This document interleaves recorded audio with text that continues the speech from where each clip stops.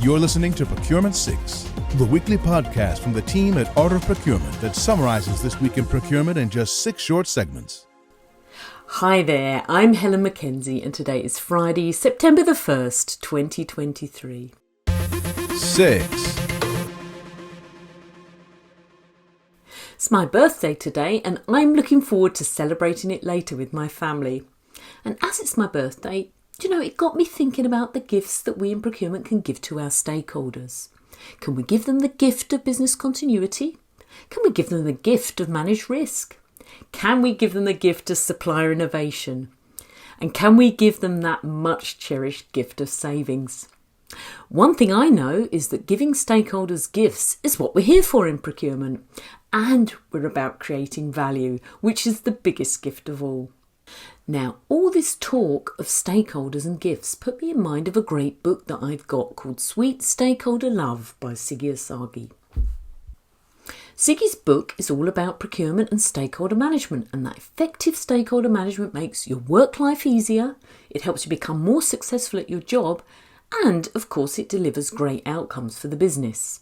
So my birthday tip for you is to think about what you're doing in the context of stakeholder love. Are you giving your stakeholders great gifts? 5. In this week's podcast, Philip Eidson talks to Scott Gillespie, founder and CEO of Teclara, to discuss how we can elevate ROI on business travel. In the segment I've chosen for you today, Scott introduces Phil to how procurement can start taking the lead and how things could change in the business travel space. Let's take a listen. We've been looking at the travel category for 30 years. Absolutely. I came into the category in 94. So that's darn near 30 years. And not much has changed. It's still very cost focused. And I think that's a great opportunity. I know you are a big champion of 10X, right? Procurement, 10X.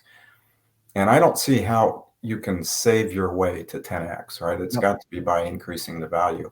Yeah. And I think procurement's a great opportunity to provide some of these enablers. And what's really interesting, I'll plug another little soundbite from the study.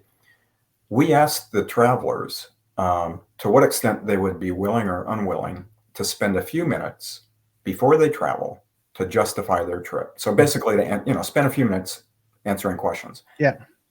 Guess what the percentage was of these travelers that said they would be willing or very willing to do that? So the skeptic in me would say that's a really low number. I wonder if you're asking the question because it was a surprisingly high number, but I would anticipate that nobody wants to really do that. I've been shocked, and I'll say this: we've asked this twice in two of our surveys, so a year apart in different audiences, but basically business travelers in the U.S. 90% said they would be willing or very willing to do this pre-trip exercise. Right. Of just answering a few questions. We didn't say how long they would take, just a few minutes. Would you be willing to spend a few minutes to justify your trip? 90% said willing or very willing. I think that's a great opportunity. It's like a green light for procurement to say, okay, we're not going to piss anybody off, not too many people anyway, if we actually require this. There's so much value in this podcast. I can't recommend it enough. It's a great example of how procurement can 10x impact. Check out the full conversation between Phil and Scott using the link to the podcast in the show notes. 4. In this week's The Sourcing Hero podcast, Kelly Barner and Unis Chris-Lance discuss an MIT survey focusing on the trust between employees and their employers. The research shows that trusting employees are 260% more motivated to work, they have 41% lower rates of absenteeism, and they're 50% less likely to look for another job. But 1 in 4 workers don't trust their employer. Trust is the easiest thing in the world to lose and the hardest thing to get back.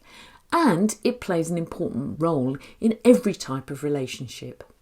And as Kelly and Chris discuss, it's important for supplier relationships too. So listen in and find out more about this critical topic using the link in the show notes. This is Procurement 6 from Art of Procurement. To get notified every time an episode is published, go to artofprocurement.com/subscribe. 3. Now, one of the best email subject lines I've seen for ages was the one that my colleague Kelly Barner used for last Friday's email to the AOP community. It was entitled Going Yellow Belly Up. Now, Kelly was referring to the episode of the Dial P for Procurement podcast where she looked at the 4 major factors that contributed to Yellow's bankruptcy filing earlier this month. Kelly's post on the subject attracted a lot of engagement on LinkedIn, ranging from comments about negotiating with the trade union through to what role the impact of supply chain had on the company's demise. You can find a link to Kelly's post on LinkedIn and the Dial P podcast in the show notes.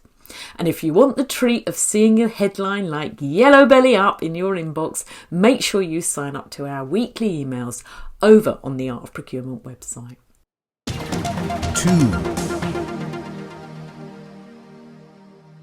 Now, going back to the topic of trust, I was interested to see a piece on supply management looking at whether supply chains have trust issues. Did you know that companies that scored well on buyer-supplier trust in a recent Deloitte survey earlier in the year were likely to be 2.5 times more likely to have achieved 15% annual growth in the past year? They were 2.8 times more likely to be resilient against external shocks or crises, and they were 2.1 times more likely to maintain operational consistency through most supply chain shocks. Now, a quote in the article from the Deloitte report said that trusted relationships are often critical to supply performance. When trust is impaired, the damage usually cascades across the business ecosystem. However, while trust is deemed important in boardrooms and in the C-suite, insufficient attention is often being paid to this topic today. So, building that trust is as important in supply chains as it is for employees. And it's an important topic that procurement need to be aware of. 1. As procurement's value proposition and the role in the company have expanded, so have the importance and impact of supplier relationships they manage. Cost, quality and delivery reliability are now table stakes, and they're just the beginning of the effort. In true supply partnerships, both buying company and the providers of goods and services should invest in and benefit from the relationship. Since the shape that those benefits take is ever evolving, establishing effective two-way communications is essential. So it's great news that we have a webinar planned for September the 12th where Consus Global Saurav Mehta and Manish Agarwal will answer live questions about the power of building next-level supplier relationship management. Register now by heading over to artofprocurement.com. Thanks for listening. We'll be back next Friday at 6 a.m. U.S. Eastern Time. If you've enjoyed this pod, help us grow and tell your peers to search for Procurement 6 wherever they get their podcasts.